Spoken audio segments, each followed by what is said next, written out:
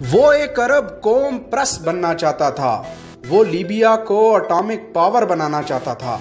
सदाम हुसैन की मौत ने उसे इतना गमगीन क्यों किया था? वो कैसे एक आम से फौजी अफसर से लीबिया का हाकिम बन गया? अस्सलाम वालेकुम दोस्तों, उम्मीद है आप लोग खैरियत से होंगे और आप देख रहे हैं मुअम्मर कद्दाफी कौन था। मुअम्मर कद्दाफी 7 जून 1942 को लीबिया के शहर सिद के नज़दीक एक सराई इलाके में पैदा हुए। 1965 में आपने बेंगाजी अकेडमी में दाखिला लिया।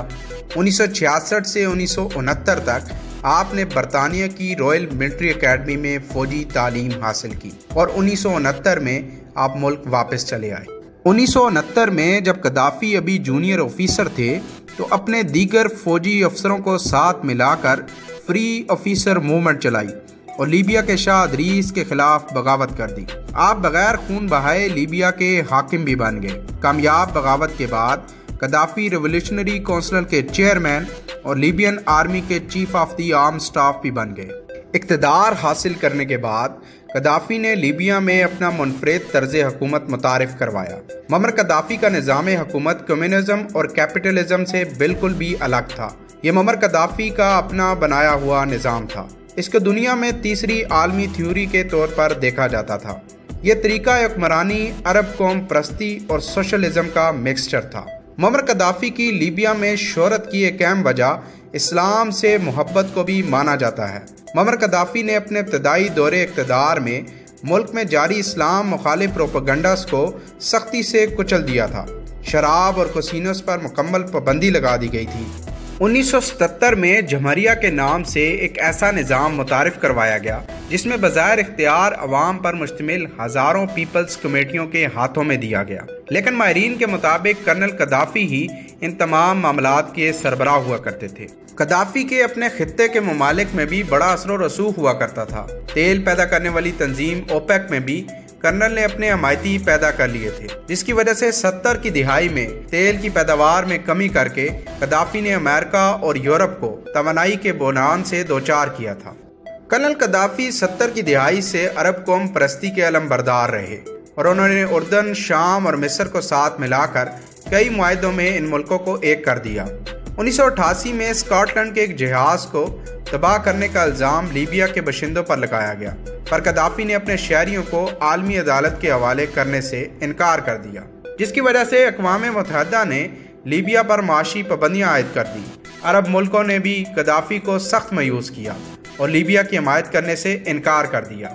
इसी वाक़या की वजह से कद्दाफी ने अरब कौम परस्ती का जुनून छोड़ दिया और अफ्रीकन कंट्रीज़ के ब्लॉक में शामिल हो गए।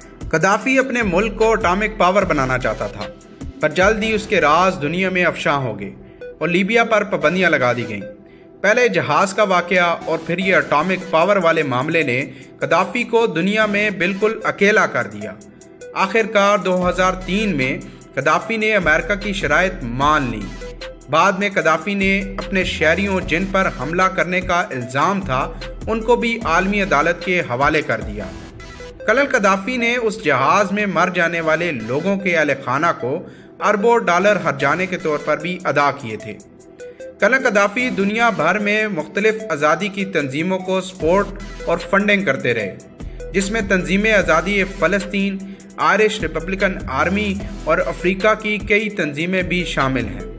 अपने अंदाज़े हुक्मरानी और सख्त फैसलों की वजह से मगरबी ताकतें कद्दाफी को आलमी अमन के लिए ख़तरा समझती थी। अक़वाम मुत्तहिदा ने 1979 से 2006 तक लीबिया को उन मुल्कों की लिस्ट में शामिल किया था जो दहशतगर्दी को सपोर्ट करती थी। 1986 में भी अक़वाम मुत्तहिदा की अफवाज ने बर्लिन धमाकों के रद्द अमल में कर्नल कद्दाफी की रिहाइशगाह और लीबिया के एक बड़े हिस्से पर बमबारी की थी, जिसमें कर्नल कद्दाफी की एक बेटी शहीद हो गई थी। कद्दाफी के दौरे हुकूमत में लीबिया की अवाम खुशहाली की ज़िंदगी गुजार रही थी। बुनियादी तालीम मुफ्त थी, सानवी तालीम लाजमी थी, तालीम की शरह 100% थी। हुकूमत की जानिब से हर फर्द को एक घर बनाकर दिया जाता था।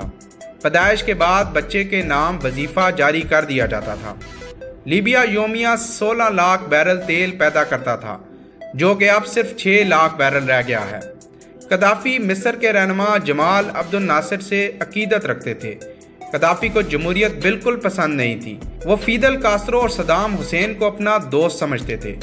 कदाफी की एक बेटी जो वकील थी, उसने सदाम हुसैन के मुकदमे की पैरवी भी की थी।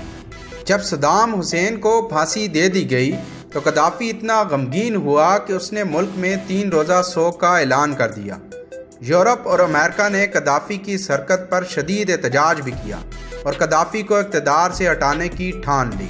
मुअज़्ज़ज़ सामीन, 2011 के शुरू में बादशाही निज़ाम के खिलाफ अरब के खित्ते में एक ज़ोरदार एहतजाज का आगाज़ हुआ। जब ये लहर लीबिया पहुंची तो इसको सख्ती से कुचल दिया गया, पर मगरबी मुल्कों की हमायत और मुदाखलत ने इन बागियों को हिम्मत और तक़वियत दी। बिलाखिर 17 अक्टूबर 2011 को बागियों ने कदाफी को जिंदा पकड़ लिया और फिर मगरबी इमा पर शहीद कर दिया गया। कदाफी ने अपनी ज़िंदगी में अपनी कौम से ये वादा किया था कि वो लीबिया की ज़मीन पर मरना और दफन होना पसंद करेंगे। उन्होंने अपनी जान देकर ये वादा भी वफा किया। कदाफी मुस्लिम उम्मा का दर्द समझने वाले एक अजीम रहनुमा थे।